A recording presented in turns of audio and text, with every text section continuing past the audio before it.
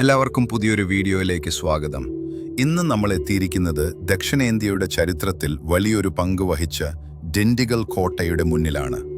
അന്ന് ദൂരെ നിന്ന് നോക്കിയാൽ ഇതൊരു വലിയ മലയാണെന്ന് തോന്നുമെങ്കിലും ഇതിന് പറയാൻ 400 വർഷത്തെ യുദ്ധങ്ങളുടെയും തന്ത്രങ്ങളുടെയും കഥകളുണ്ട്.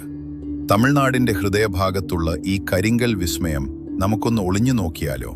വാ, നമുക്ക് ചരിത്രത്തിലേക്ക് ഒരു യാത്ര പോകാം.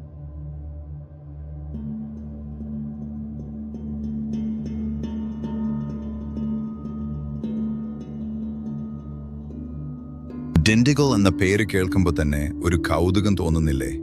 യഥാർത്ഥത്തിൽ ഈ മലയുടെ ആകൃതിയിൽ നിന്നാണ് ഈ പേര് വന്നത്. തമിഴിൽ തിണ്ടു എന്നാൽ തലയിണ എന്നാണ് അർത്ഥം. കൽ എന്നാൽ കല്ല് അല്ലെങ്കിൽ മല എന്നും. ഒരു പ്രത്യേക ദിശയിൽ നിന്ന് നോക്കുമ്പോൾ ഈ കൂറ്റൻ പാറക്കെട്ട് വലിയൊരു തലയിണ പോലെ ഇരിക്കുന്നു. അവിശ്വസനീയമല്ലേ? പണ്ടുകാലത്ത് ഇതിനെ പത്മഗിരി എന്നും വിളിച്ചിരുന്നു. ഈ കോട്ടയ്ക്ക് നായക്കന്മാരുടെ കാലത്തേക്കാൾ പഴക്കമുണ്ട്. 1-ാം നൂറ്റാണ്ടിൽ കരികാല ചോളനും പിന്നീട് പല്ലവന്മാരും പാണ്ഡ്യന്മാരുമൊക്കെ ഈ മണ്ണിൽ ആധിപത്യം ഉറപ്പിച്ചിരുന്നു. തമിഴ്നാട്ടിലെ 3 വലിയ സാമ്രാജ്യങ്ങളായ ചേര, ചോള, പാണ്ഡ്യ രാജ്യങ്ങളുടെ അതിർത്തി പ്രദേശമായിരുന്നു ഇത്. അതുകൊണ്ട് തന്നെ ഈ പ്രദേശം കൈക്കലാക്കാൻ എല്ലാവരും മത്സരിച്ചിരുന്നു. ഒരു കാലത്ത് ദില്ലി സുൽത്താനേറ്റിന്റെ ആക്രമണങ്ങളെ പോലും ഡിണ്ടിഗൽ നേരിട്ടിട്ടുണ്ട്.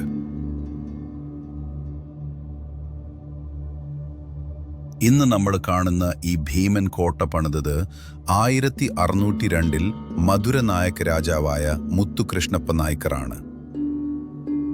ശത്രുക്കളുടെ നീക്കങ്ങൾ കിലോമീറ്ററുകൾക്കപ്പുറം നിരീക്ഷിക്കാൻ ഇത്രയും നല്ലൊരു സ്ഥലം വേറെയില്ല.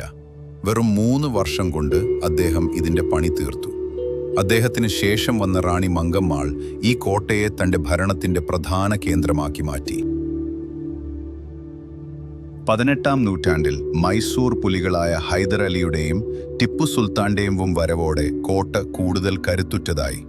പീരങ്കികൾ കൊണ്ടിടിച്ച് തകർക്കാൻ കഴിയാത്ത ഇരട്ട ഭിത്തികൾ നിർമ്മിച്ചത് ഇവരുടെ ബുദ്ധിയാണ്. പീരങ്കികൾ സ്ഥാപിക്കാൻ പ്രത്യേക സ്ഥാനങ്ങൾ അവർ കണ്ടെത്തി. ഹൈദർ അലി ഇവിടെ 3 മനോഹരമായ പള്ളികളും നിർമ്മിച്ചു. അതിൽ അദ്ദേഹത്തിന്റെ സഹോദരിയുടെ സ്മരണാർത്ഥം നിർമ്മിച്ചതാണ് ഇന്നത്തെ പ്രസിദ്ധമായ ബേഗംപൂർ ബിഗ് മോസ്ക്. നിങ്ങൾക്കറിയാമോ, ബ്രിട്ടീഷുകാർക്കെതിരെ പോരാടിയ ധീരവനിത റാണി വേലു നാച്ചിയാർ 8 വർഷത്തോളം ഒളിവിൽ കഴിഞ്ഞത് ഈ ഡിണ്ടിഗൽ മേഖലയിലാണ്. ഹൈദർ അലി അവർക്ക് 5000 സൈനികരെയും യുദ്ധസാമഗ്രികളും വിട്ടു നൽകിയത് ഈ കോട്ടയിലെ ഗവർണർ വഴിയാണ്. ആ സഹായം കൊണ്ടാണ് അവർ തന്റെ ശിവഗംഗ രാജ്യം തിരിച്ചുപിടിച്ചത്.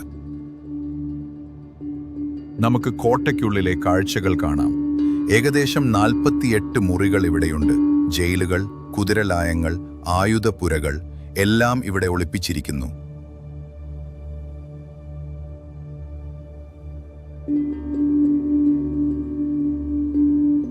മറ്റൊരു അത്ഭുതം ഇവിടുത്തെ മഴവെള്ള സംഭരണിയാണ്. മലയുടെ ചരിവ് ഉപയോഗിച്ച് 19ഓളം കുളങ്ങളിൽ വെള്ളം ശേഖരിക്കാനുള്ള സംവിധാനം 400 വർഷം മുമ്പേ അവർ തയ്യാറാക്കി. പീരങ്കികൾ കണ്ടോ?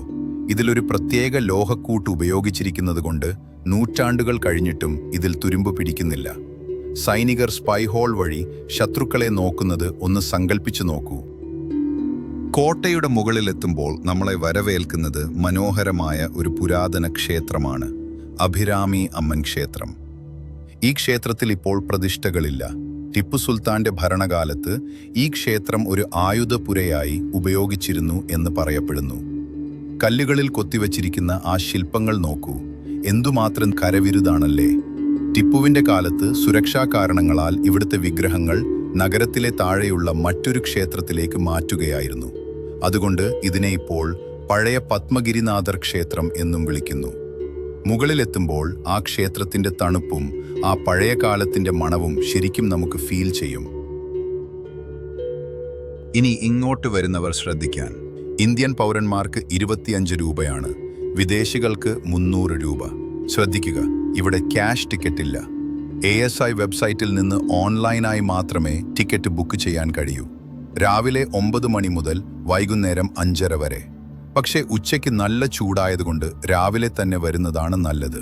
ഒക്ടോബർ മുതൽ മാർച്ച് വരെയുള്ള മാസങ്ങളാണ് ഏറ്റവും ബെസ്റ്റ്. തമിഴ്നാട്ടിലെ വേനൽക്കാലം ഒഴിവാക്കുന്നതാകും ബുദ്ധി.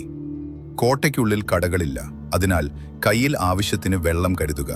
മലയടിവാരത്ത് ചില കടകൾ ലഭിക്കും. 350 മുതൽ 500 വരെ പടികൾ കയറാനുള്ളതാണ്. അതുകൊണ്ട് നല്ല ഗ്രിപ്പുള്ള ഷൂസ് തന്നെ ധരിക്കുക.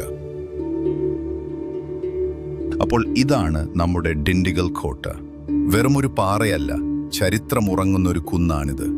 മലമുകളിൽ നിന്നുള്ള ഈ നഗരത്തിന്റെ കാഴ്ച കാണാൻ തന്നെ ഒരു പ്രത്യേക സുഖമാണ്.